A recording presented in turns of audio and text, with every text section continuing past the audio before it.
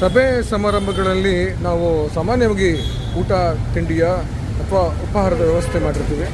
ಇವತ್ತು ಒಂದು ಕಾರ್ಯಕ್ರಮದಲ್ಲಿ ಮಳೆಯ ನಿಮಿತ್ತ ಹೆಚ್ಚು ಜನ ಬರಲಿಲ್ಲ.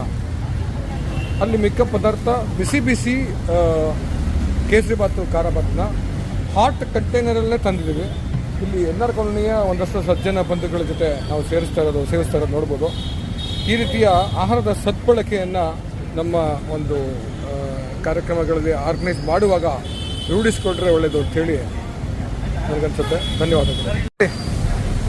ಇವತ್ತು ಟಿ ಮಾಲಲ್ಲಿ ನಮ್ಮ SP ಬಾಲಸುಬ್ರಹ್ಮಣ್ಯ ಪುತ್ಥಳಿ ಅನಾವರಣ ಕಾರ್ಯಕ್ರಮ ಇತ್ತು.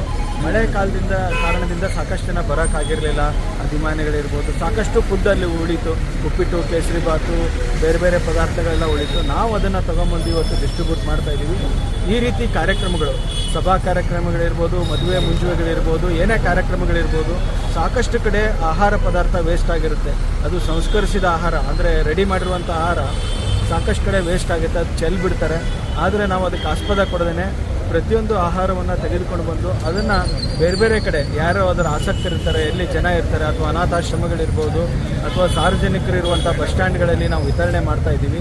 ಇಂಥ ಒಂದು ಯೋಜನೆಯ ಮೂಲಕ ಎಲ್ಲೂ ಕೂಡ ಆಹಾರ ವೇಸ್ಟ್ ಆಗಬಾರ್ದು. ಯಾಕಂದರೆ ಪ್ರತಿಯೊಂದು ಒಂದು ಆಹಾರ ತಯಾರಾಗಬೇಕಾದ್ರೆ ಅದರಿಂದ ರೈತರ ಪರಿಶ್ರಮ ಇರುತ್ತೆ, ಅದನ್ನು ಮಾಡಿದಂಥವರ ಪರಿಶ್ರಮ ಇರುತ್ತೆ. ಹೀಗಾಗಿ ಯಾವುದೇ ಕಾರಣಕ್ಕೂ ಆಹಾರ ವೇಸ್ಟ್ ಆಗಬಾರ್ದು ಅನ್ನೋ ಕಾರಣಕ್ಕೆ ಬೆಂಗಳೂರಿನಲ್ಲಿ ಒಂದು ಹೊಸ ಪ್ರಯತ್ನವನ್ನು ಮಾಡ್ತಾ ಇದ್ದೀವಿ. ಇದಕ್ಕೆ ನಮ್ಮ ವಿಪ್ರ ಬಿಸ್ನೆಸ್ ಫೋರಮ್ ಇರ್ಬೋದು, ಬೇರೆ ಬೇರೆ ಸಂಘಟನೆಗಳು ಇದಕ್ಕೆಲ್ಲ ಕೈ ಜೋಡಿಸ್ತಾ ಇದ್ದಾವೆ. ಈ ಎಲ್ಲದರ ಮೂಲಕ ನಾವು ಈ ರೀತಿ ಆಹಾರ ಪದಾರ್ಥಗಳು ಎಲ್ಲಿ ವೇಸ್ಟ್ ಆಗುತ್ತೆ ಅದನ್ನು ತಗೊಂಬಂದು ಅದನ್ನು ಬೇಕಾದಂಥವ್ರಿಗೆ ತಲುಪಿಸುವಂಥ ಪ್ರಯತ್ನವನ್ನು ಮಾಡ್ತಾ ಇದ್ದೀವಿ.